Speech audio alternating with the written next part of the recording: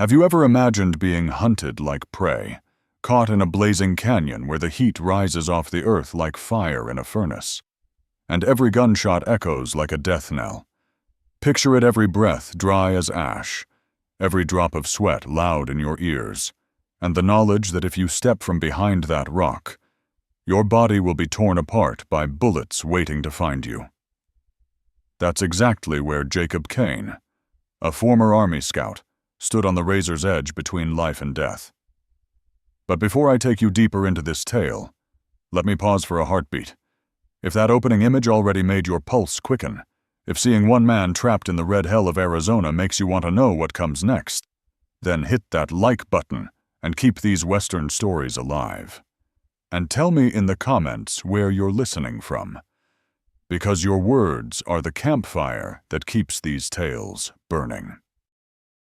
I promise you this, if you stay with me until the end, you'll find not only bullets and blood, but secrets and survival in a land that gives nothing for free. Now back to Jacob Kane, Arizona, summer of 1879. The canyon walls rose high and merciless, trapping the heat like a giant oven. No wind, no mercy, just the heavy breath of the desert pressing in on him.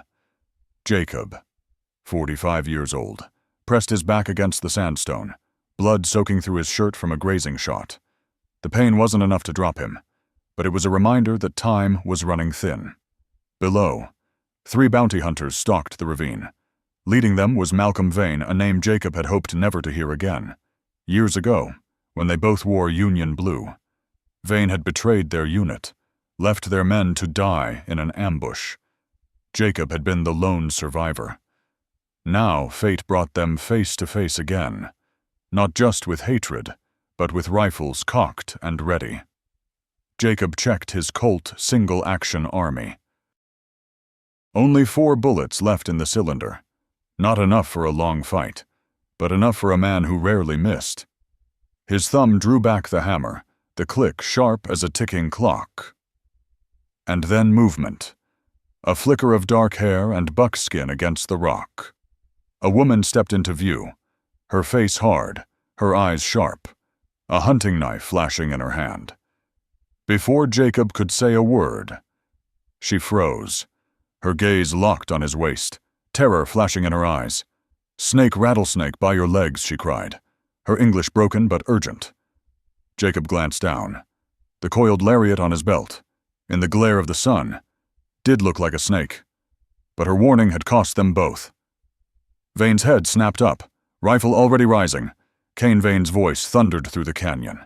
Jacob shoved the Apache woman behind cover, spun up to one knee, and fired. 2 shots cracked, smoke and dust filling the air. One bounty hunter spun as a bullet tore his shoulder. Another collapsed screaming, blood pouring from his thigh. Vane ducked behind a boulder, his rifle spitting fire in reply. Bullets shrieking off the stone inches from Jacob's head. The canyon shattered with noise, stone chips flying, gunpowder thick in the air. The Apache woman moved fast, faster than Jacob thought possible. She darted around a rock, her knife a streak of silver. It struck true, burying itself in the arm of the wounded hunter, just as he reached for his pistol. His scream echoed up the walls. This way Jacob barked, firing to cover their retreat as they scrambled toward a narrow cut in the rocks. "I'll find you." Kane Vane's voice chased them through the canyon, sharp and merciless. "This whole territory belongs to me." They didn't stop. Up the rocks, the desert sun burning them raw, each step like walking on fire. At last, they reached a ledge high above the ravine. Jacob checked his shoulder bloody, but shallow. He turned and saw the woman standing a few feet away, her hand pressed to her ribs.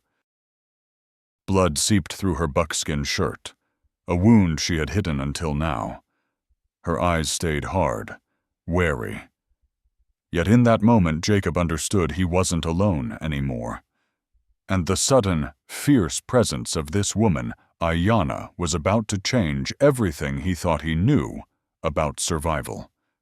The smoke of gunfire still clung to the canyon, the sulfur stinging every breath, Jacob Kane half dragged, half carried the Apache woman toward a pocket of shade beneath the rocks, his heart still pounding like a war drum in his chest. She had given her name Aiyana, but now her steps faltered, her hand pressed tight against the blood at her side. Each breath tore from her lips like a ragged wound, and the desert heat made it worse.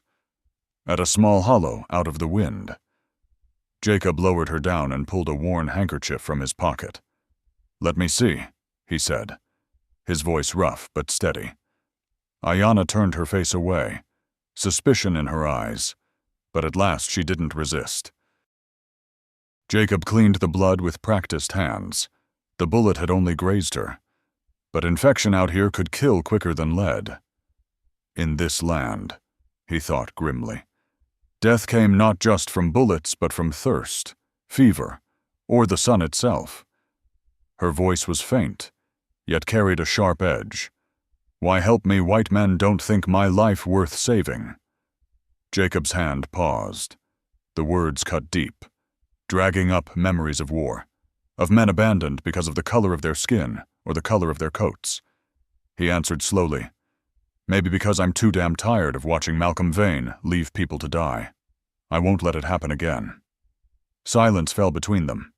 In the firelight of the setting sun, her face was carved with years of hardship. Finally, she drew a breath as if pulling strength from the rocks themselves. "They said I was unclean, captured, taken. When I returned, my own people turned their backs. I have no home now." Jacob felt the echo of her words in his own bones. For 3 years he had run from towns, from whiskey, from the ghosts of men who never came back. Both of them different roads, same fate castaways of their own worlds. The canyon wind whistled through the stone like the voices of the dead. Night crept in, and with it came a suffocating despair. No water, no horses, only 2 bullets left. Vane and his men were still out there, circling like wolves. Both Jacob and Aiyana knew if they were found before dawn, the desert would bury them together. Jacob coaxed a tiny fire beneath an overhang, just enough to keep her wound clean. The glow lit his face. Tired but stubborn, he spoke, not boasting, but confessing I was a scout once, led men through places no one wanted to go. When the war ended, I didn't know who I was anymore. Whiskey was all I had. 3 years back, I quit. Decided if I kept drinking, I'd end up dead or worse, end up like Vane. Aiyana's gaze softened. She gripped a small scrap of hide he'd glimpsed earlier, clutching it like her last tether to life. Her voice dropped to a whisper. "I keep a secret too. But if anyone learns it, we both die." Jacob didn't press her. He knew too well that in this land, truth could be more dangerous than lies. That night, they lay apart, yet their silence was the same silence. Jacob sat with his rifle across his knees, eyes fixed on the stars, finding no comfort there. Aiyana shivered with fever, sweat beading on her brow. He gave her the last sips from his canteen, watching her drink. He knew one more day without water, and neither of them would rise again. Despair pressed close desert before them, killers behind, wounds inside both of their hearts. Yet in that darkness, something began to take root. Not friendship, not love, not yet, but an understanding neither could walk this road alone. When the wind shifted, Jacob found himself whispering, "Tomorrow, if we're still alive, we'll find the way out together." Aiyana said nothing, but the faint nod she gave in the dark was enough. A reluctant alliance had been forged born not of trust, but of sheer necessity. At the edge of despair. 2 days across the blistering desert had drained Jacob Kane and Aiyana nearly to breaking. By day, the sun lashed their backs like a whip of fire. By night, the wind knifed through the canyons, cold enough to make their bones ache. Jacob rationed the last drops of water from his canteen, while Aiyana, though her wound throbbed with every step, pressed on. guiding him along trails only her people would know. On the third morning, as the horizon flared gold, a scatter of rooftops shimmered into view. Deadwood crossing a speck of a town, but the only place left where Jacob still had a name to call on Elias Crow, a man who had once fought at his side. The town rose like a mirage in the desert heat, a single dust-choked street lined with false front buildings, their signs rattling in the wind. The air was thick with whiskey, horse dung, and the metallic tang of gun oil. As Jacob and Aiyana stepped onto the main drag, eyes turned their way. In Deadwood, a stranger with a gun and an Apache woman on his arm was tinder in a pile of dry brush. "Stay close," Jacob muttered, hand brushing the grip of his Colt. Aiyana nodded, shoulders tightening as the jeers of men outside the saloon cut through the air. He led her straight to the sheriff's office. Inside, the air smelled of tobacco and ink, behind a heavy oak desk. A gray-haired man looked up, his eyes widened for a heartbeat. Then, a slow smile spread across his face. "Jacob Kane." Elias Crow drawled, "Well, I'll be damned. Thought you were buried in the sand long ago." Jacob gave a nod and offered his hand. The grip was firm, but something in it made his stomach turn.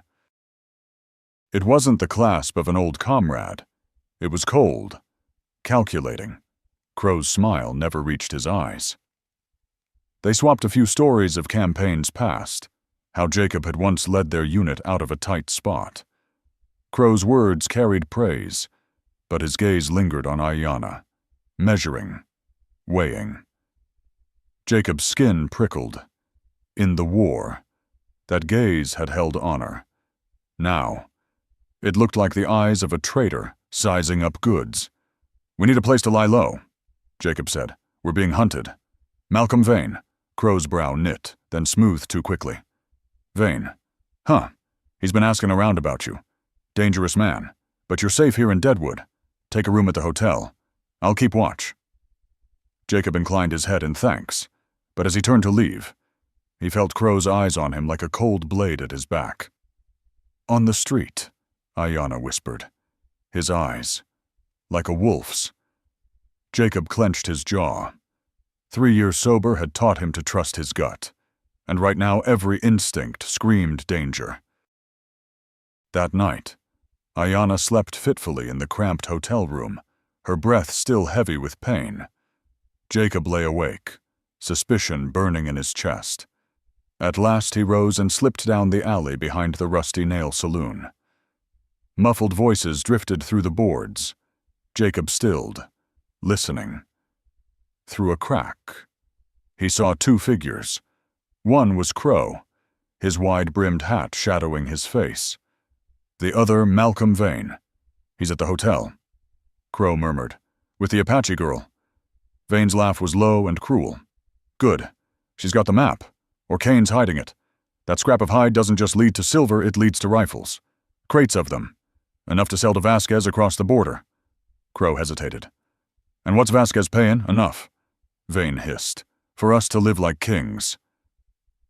Jacob's chest tightened. The truth was laid bare. Crow was no longer the man he remembered. He was a sheriff in name only now, ready to sell honor, ready to sell peace, ready to sell everything for gold. Jacob slipped back into the shadows, returning silently to the hotel. But inside, a grim truth hardened in his bones. An enemy in front would aim for your chest. A traitor at your back would drive the blade straight into your heart. Jacob Kane held his breath in the alley's shadows. Every word, from behind that plank wall, cutting into him like a knife. Crow and Vane, 2 names that never should have stood side by side, were now plotting together under the flicker of a lantern flame. And what Jacob heard froze the blood in his veins. "The Apache girl's got the map," Crow whispered, voice low but sharp. "I saw her clutching it in her pouch." Vane chuckled, the sound dry and cruel. "I knew it. That scrap of hide doesn't just lead to silver. Behind those canyon walls lies something worth 10 times more than any mine." Crow leaned closer. Weapons. Isn't it damn right? Vane replied, the glow of his cigar lighting his grin. Springfields, crates of ammunition. Enough to arm an army. And General Vasquez across the border wants it more than he wants gold. Cold sweat gathered on Jacob's neck. He'd heard of Vasquez, a man who'd burned the borderlands to ash just to carve himself a kingdom. If those rifles fell into his hands, it wouldn't just be the Apache who died. Every small town in Arizona would go up in smoke. Crow's voice dropped, oily with greed. And what's Vasquez offering enough? Vane spat. For you to throw away that cheap sheriff's badge, enough for both of us to live like kings. Jacob clenched his jaw until his teeth ached. Elias Crow, once a man who'd sworn to fight for honor, was now haggling over the price of betrayal. Footsteps suddenly echoed down the alley. One of Vane's hired guns stumbled closer, a whiskey bottle in hand. Jacob pressed flat against the wall. Every muscle locked. One wrong breath and it would be over. His heart hammered like war drums. The man staggered past, muttering, and vanished into the night. Jacob exhaled slowly, sweat cold on his brow. Above him, the stars gleamed sharp and bright, cruel witnesses to the treachery festering below. The pieces fit together now. Vane wasn't just hunting him for an old grudge. He wanted the map. Crow, the brother-in-arms Jacob once trusted, was holding the door wide open for him. And in the middle stood Aiyana, fierce and broken, guarding a secret that could decide the fate of the borderlands. Jacob slipped back toward the hotel, each step heavy with what he'd learned. Aiyana was still resting, pale in the lamplight, her wound slowing her breath. Her eyes snapped open as he entered. "You heard something," she said flatly, as though she already knew. Jacob lowered himself into a chair, hands trembling. His voice was gravel. "Worse than I feared. Crow and Vane are after your map. They're not chasing silver. They're chasing your father's weapons, and they mean to sell them to Vasquez." Aiyana's eyes flared with anger and disbelief. She clutched the piece of hide tight in her fist. "If those rifles reach Vasquez, it won't just be my people who die. This whole land will burn." Jacob nodded, his face as hard as stone. "We're out of time. Crow won't keep his word. By dawn, this town will be their trap." Silence stretched between them, heavy as the desert night. Aiyana leaned back, her strength waning but her eyes sharp with fire. They both knew even without gunfire the shadow of betrayal already smothered Deadwood Crossing. That night, Jacob never closed his eyes. He sat at the window with his Colt across his knees, listening to the footsteps on the street, the doors creaking open and shut. The truth he'd overheard had shifted. Everything. Enemies no longer came only from the front. Sometimes, the deadliest enemy wore the smile of an old friend. The night in Deadwood Crossing reeked of gunpowder and betrayal. After overhearing the deal struck between Vane and Crow, Jacob Kane returned to the hotel, but sleep wouldn't come. Aiyana lay restless, her hand clenched tight around that scrap of hide like a drowning soul gripping driftwood. Jacob sat by the window, heart heavy as stone, knowing full well if he wanted to face what tomorrow held, he needed something to steady him. And the thing that came to mind was the very abyss he'd spent 3 years climbing out of whiskey. Near midnight, Jacob slipped down to the street. The town's lamps burned low, but the Rusty Nail Saloon blazed with light, piano notes jangling into the dark. He pushed through the batwing doors. The smell hit him at once: whiskey, sweat, cheap perfume. His throat tightened. 3 years sober. Yet standing here brought it all back in a rush: the nights of staggering drunk, the mornings not knowing his own name. "What'll it be?" the barkeep asked, wiping a glass with a filthy rag. Jacob swallowed hard.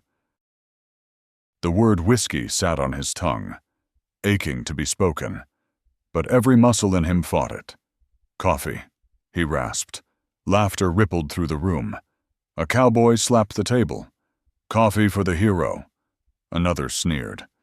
"Guess his teeth all fell out, can't handle the hard stuff." Jacob kept silent, staring at the steaming cup. The bitter smell of coffee rose in place of the whiskey's lure, pulling him back from the edge. It was a quiet victory, but no one here would ever understand its cost. Then came the second test. From a corner table, a whiskered cowboy staggered up, drunk but sharp-eyed. "Hey," he shouted, loud enough for all to hear. "You sharing a room with that Apache girl at the hotel?" A chorus of jeers followed. "Bet she's as cheap as the whiskey here. Maybe I'll pay her a visit tonight." Heat flushed Jacob's face. He rose slowly, hand tight on the butt of his Colt. His steps thudded heavy on the wooden floor. Before the man could finish his leer, Jacob seized him by the hair and smashed his face into the table. Bone cracked loud enough to silence the room, blood spreading across the wood. Two more lunged forward. Jacob moved like a storm. An elbow drove into one man's throat. A boot snapped the other's knee sideways. Chairs clattered. Men hit the floor groaning. In seconds, 4 lay sprawled, and Jacob stood unscathed, eyes burning like iron in the forge. The silence broke with a sound not human but deadly all the same, the dry, rattling hiss of a rattlesnake. From under the bar, a fat serpent slid out, its tail buzzing, fangs bared. Panic rippled through the saloon. Before Jacob could draw, steel flashed. A knife pinned the snake to the wall in one strike. Jacob turned to see Aiyana standing in the doorway, another blade ready in her hand. "This time," she said evenly, eyes hard as flint. "I save you from a real snake." Jacob gave a small nod. The meaning wasn't lost on him. Her words weren't only about the creature still twitching on the wall, they were for the venomous tongues in that room, and for the deadlier pull of whiskey itself. The tension hung thick until Jacob broke it with a gravel-deep growl. "We're leaving." He guided Aiyana back into the cold night, leaving behind a roomful of stares, fear, suspicion, and silence. The desert air bit sharp, but inside, Jacob burned with a new fire. In one night, he had won 2 battles, one against the bottle, and one against the contempt aimed at the woman beside him. Yet in his gut, he knew this was only the beginning. The real war waited just beyond the lamplight. Gunfire tore through Deadwood streets that night, ripping the quiet wide open like the roar of hell itself. Jacob Kane fired back while dragging Aiyana out of the hotel. Wood splintered, glass shattered, and Vane's hired guns shouted from behind, hot lead snapping at their heels. In the chaos, a single shot rang true. The bullet slammed into Aiyana. Her body jerked, eyes widening before she collapsed into Jacob's arms. Blood poured warm and fast, soaking her buckskin. Jacob's teeth clenched, vision narrowing, yet his hand never left the Colt.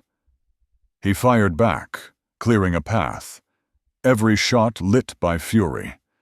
He heaved Aiyana onto a horse, swung into the saddle of another, and together they thundered out of Deadwood. Moonlight lit the dust that trailed behind them, while the gunfire faded into the distance. But Jacob knew they weren't safe yet. For 3 days, he pushed across the harshest country he'd ever ridden. Aiyana's fever spiked, her breaths ragged, each one sounding like it could be her last. Jacob pressed cloth to her wound, whispered prayers into the night prayers from a man who'd long since forgotten how to call on God.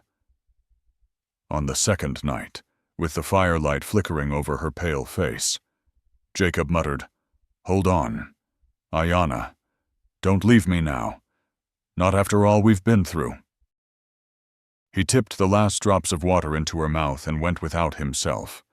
It wasn't nobility, it was necessity.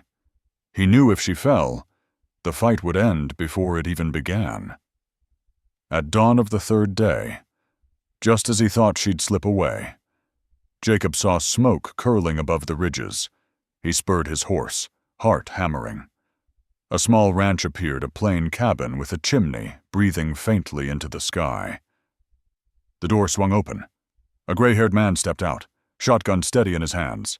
His stance spoke of soldiering long past. "Stop right there. Who are you?" he barked.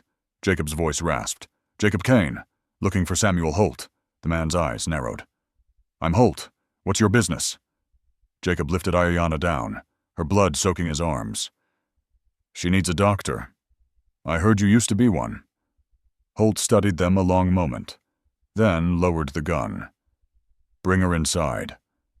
Within the cabin, Holt's hands moved with the precision of an old field surgeon. He cleaned the wound, pulled the bullet, stitched fast. "The lead's out," he said gruffly. "But infection's deep. She's strong, might just make it. But it'll hurt like hell." Jacob dropped into a chair, every muscle screaming with exhaustion. His hands trembled watching Holt work, the needle sliding through torn flesh. The pain on her face cut him deeper than any wound he'd ever taken. Aiyana stirred, eyes clouded with fever. "You don't need this burden." Jacob gripped her hand tight. "Don't say that. I've lost too many already. I won't lose you." Holt shot Jacob a hard look, muttering, "You know, wounds like this can take a life in one night." Jacob turned his face away, jaw locked. The ghosts of fallen men filled his mind, comrades he couldn't save. But this time had to be different. For 2 days, Jacob and Holt kept watch in turns. Aiyana drifted between delirium and sleep, mumbling in her native tongue. Jacob wiped her brow, whispered stories of nights he'd fought the bottle, of how close he'd come to giving up on himself. Not to ease her, she was barely conscious, but to keep the hope alive in his own chest. When at last she opened her eyes, a sliver. Her voice was hoarse. "Why? Didn't you leave me?" Jacob leaned close, fire burning in his eyes. "Because I was left once, and I'll never do that to another soul." The promise wasn't just for her, it was for his own scarred spirit. In that cabin, Jacob chose the harder road. He chose sacrifice, chose to carry her pain as his own. Outside, Malcolm Vane's shadow loomed larger with every passing mile, but Jacob knew some battles you couldn't outrun. Night fell. The fire in the hearth glowed warm, casting long shadows across Jacob's hollow face. Aiyana slept, her breath uneven but steady. Jacob sat by her side, one hand on his revolver, the other wrapped around hers. And in that fragile silence, he understood life on the frontier was nothing but a string of painful sacrifices, but sometimes one life, one fragile breath, was reason enough to keep fighting. 2 days later, Samuel Holt's ranch no longer looked like the quiet place Jacob Kane first rode into. Fence lines were braced with sandbags, rifle pits dug into the earth. Jacob and Holt worked from dawn till dusk, their calloused hands raw with sweat and dust. Inside the small cabin, Aiyana still lay wounded, but her eyes opened more often now, following Jacob whenever he passed the doorway. Holt had once been a doctor, but he was a soldier too. During the war, he had saved countless men, and many of them still lived scattered across Arizona. He wrote letters, sealed them in wax, and sent his ranch hand riding hard. "They're men who still remember their debt," Holt said. "They promised someday they'd pay it back. Now's the time." Jacob only nodded, but inside another battle raged. Not one against Vane's men, but one inside his own chest. On the second night, Holt went to a cupboard and pulled out a small iron flask. He set it on the table without a word. The faint smell of liquor filled the room, enough to dry Jacob's throat. 3 years, Holt said quietly. "If tomorrow's your last day, wouldn't you want something to warm your gut?" A cob stared at the flask like it was the mouth of a black pit. He remembered the nights lost in a haze, the mornings shaking too hard to hold his Colt. The liquor whispered, "Just one sip. Jacob, just one." His hand reached out, Holt watched in silence, but then Jacob stopped, pushed the flask back across the table. His eyes were hard as steel. "If I die tomorrow, I'll do it with a clear head. I don't need whiskey to stand straight." A rare smile touched Holt's weathered face. "Good. Drunk men don't shoot worth a damn." In that moment, Jacob felt a chain inside him break free. He had chosen his path, no more running, no more hiding in the bottle. News soon came Vane was riding with near 20 men, bent on burning the ranch to the ground. Jacob stood on the porch, watching the horizon bleed red with sunset, outnumbered, outgunned, but not alone. Holt had called in help, and Aiyana, though weak in body, was the fire, driving him forward. That evening, Jacob stepped into her room. Aiyana pushed herself up, sweat beading on her brow, eyes bright with defiance. "You should leave," she rasped. "This isn't your fight." Jacob sat beside her, his rough hand covering hers. "No. Aiyana, I've been running too long. I left men behind once. I left myself behind in the bottle. But not this time. This time, I stay." Her eyes glistened, not from weakness, but from knowing the truth. The man before her was no longer a drifter. He was someone who had found his resolve. That last night before battle, the wind swept dust across the fields, whispering through the dark. Jacob sat with Holt on the porch, both silent, the red glow of Holt's cigarette the only light. They didn't need words. In that silence, fellowship spoke louder than any vow. And when the rooster crowed at dawn, Jacob Kane was ready. For the first time in years, he wasn't carrying the weight of a fugitive. He carried the weight of a man who had chosen to stand his ground, even if it cost him everything. That morning, the sky didn't rise clear. It bled red like fire. On the horizon, dust boiled up in thick clouds, riders coming fast. Jacob Kane stood on Holt's wooden porch, his Colt gripped tight, eyes fixed on the dry fields ahead. Beside him, Samuel Holt stood ready, his wiry frame straightened with the fire of his soldiering days. From the back room, Aiyana emerged pale but unyielding. Her wound was still fresh, yet she forced herself upright, her eyes steady as stone in the crimson dawn. Vane came. He rode at the head of nearly 20 armed men, a black coat whipping in the wind, hatred burning in his face.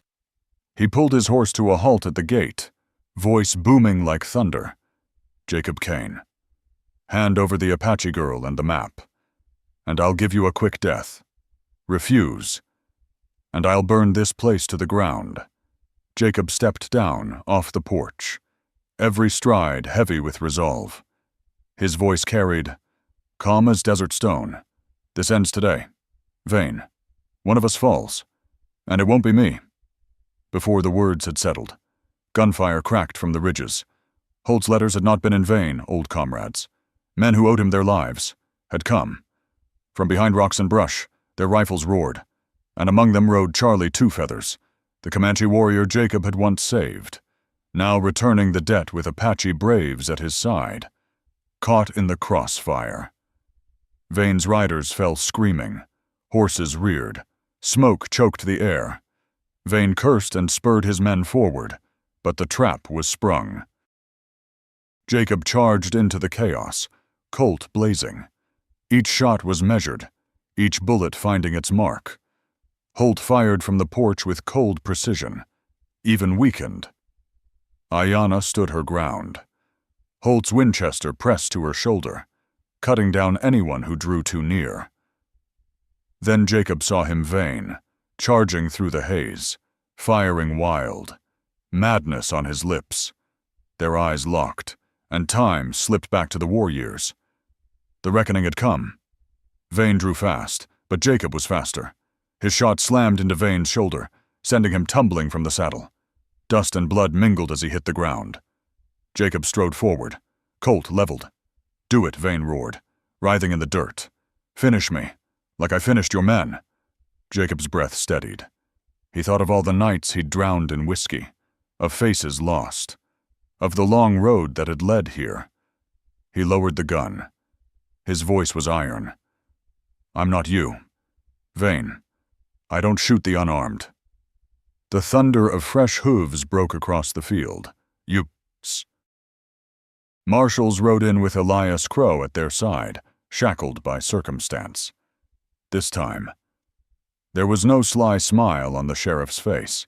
With witnesses and proof, his schemes lay bare. Vane and Crow were bound in irons, their men stripped of weapons. As Crow passed, he spat bitterly. "You think you've won? Kane, this land will never let you rest." Jacob met his gaze, cold and steady. "Maybe not, but at least I'm not running anymore." The battle was over. Smoke drifted across the field, mingled with the cries of the defeated. But on the wind there was something new, a breath of relief, the first in years, weeks later. Holt watched from his porch as Jacob raised beams for a small cabin beside the ranch. Aiyana moved slower now, scarred but stronger.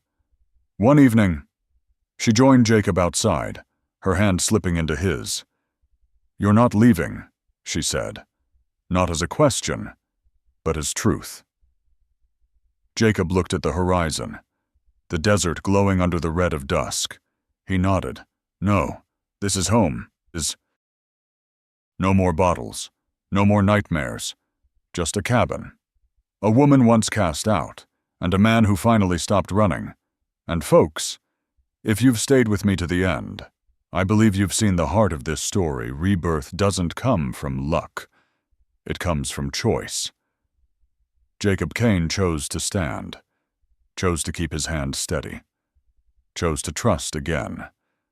So I'll ask you, if your past came riding hard to drag you down, would you run? Or would you stand your ground like Jacob? Let me know in the comments. Your words are the fire that keeps these Western tales alive. And if this story stirred something in you, hit that like button to keep these frontier voices burning. Don't forget to subscribe, because there are more tales coming, men and women broken by the West, but not beaten. As for Jacob and Aiyana, their journey isn't done. Bandits still roam, and the border's never safe. But this time, they ride forward not as outcasts, but as partners. And sometimes, folks, that's all it takes: a home, a hand to hold, and the courage to face the horizon together.